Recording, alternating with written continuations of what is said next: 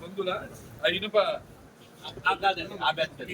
కోగంటి కుటుంబం కోగంటి కాదండి సత్యం గారు అంతా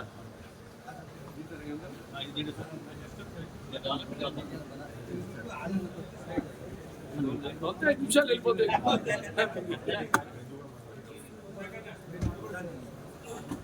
ఓకేనా?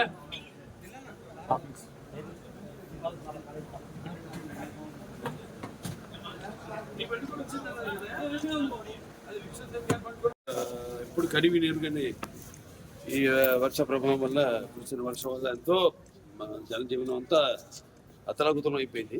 ఇక్కడ ఈ ప్రాంతం అంతా కూడా విజయవాడ గుంటూరు.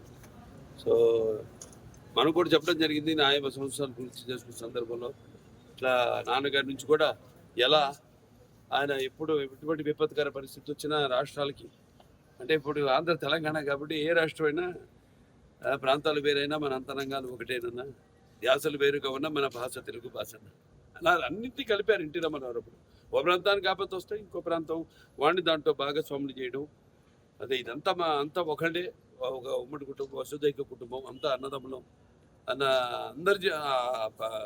అందరిని ప్రభావితం చేసి వాళ్ళని అందరినీ ఆదుకునేలా, అలాగే మేము కళాకారులు ఆయన్నే ఆదర్శంగా తీసుకుని అప్పటి నుంచి అంటే నేషనల్ డిఫెన్స్ ఫండ్ కానివ్వండి, లేకపోతే మన ఉప్పెన కానివ్వండి దివిసీమలో, లేకపోతే మన వేరే రాయలసీమ క్షామ నివారణ కోసం అయితేనేమి ఆయన అప్పుడు జోలి బట్టి మిగతా ప్రాంతాలన్నీ తిరిగి ఆయన అడుక్కోవడం జరిగింది డబ్బు.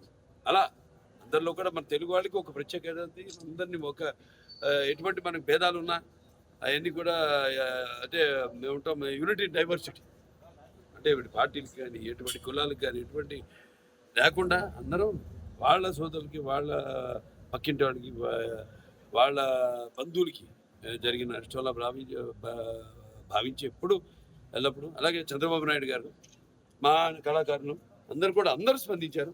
వాళ్ళ సిద్ధు జనరల్ గారు అయితేనేమి, లేకపోతే ప్రో విశ్వసేన్ గారు అయితేనేమి, అలా చాలామంది నటులు ఎవరికి వాళ్ళు షూటింగ్లో వాళ్ళ పనులు ఉంటారు. ఇప్పుడు మాకు ఖాళీ దొరికింది కాబట్టి ఒక్కరోజు వచ్చేసి, ఎందుకంటే ఇప్పుడు అనౌన్స్ చేసి చాలా రోజులైంది, వచ్చేసి మా సహాయార్థం ప్రజలకి ఇక్కడ బాధితులకి ఈ యొక్క సీఎం రిలీఫ్ ఫండ్కి ఏదైతే వచ్చింది మేము అనౌన్స్ చేసామో అది ఇవ్వడానికి వచ్చాం. అలాగే చాలామంది కూడా ప్రభావితులయ్యి వాళ్ళు అనౌన్స్ చేయడం జరిగింది. వాళ్ళు తిరిగి సమయంలో వాళ్ళు వచ్చి తప్పకుండా వాళ్ళు ఇచ్చి పెడతారు. వాళ్ళు ఏదైతే ఇద్దామనుకున్నారో, ఏదైతే వాళ్ళు ప్రకటన చేశారు. అయినా ఇది లేనిపోని రచ్చ చేసి ఈ పేర్లు ఎందుకు లేని పేర్లు ఎత్తడం కూడా అనవసరం. ఏదో ఎంత హాస్యాస్పదం అంటే ప్రభుత్వం సృష్టించిందట ఈ వరదకి, అంతకంటే హాస్యాస్పదం అంటే దీనికి అదే అడిగితే ఏం మాట్లాడాలి బాగా తెలియదు. మనకు తెలుసు వాళ్ళ గురించి ఏం మాట్లాడాలో, ఏం మాట్లాడకూడదు. అది దీంట్లో సహాయం అందించిన చాలామంది ఉన్నారు.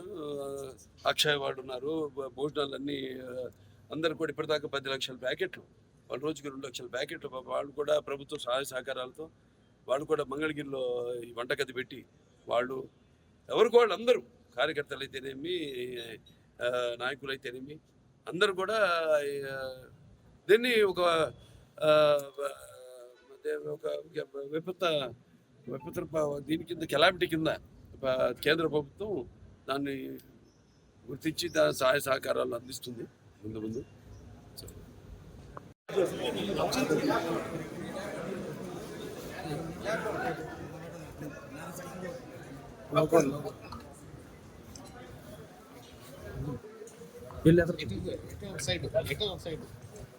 పెట్టు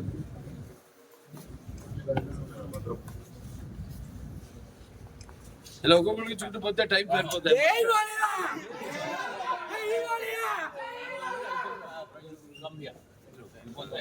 సార్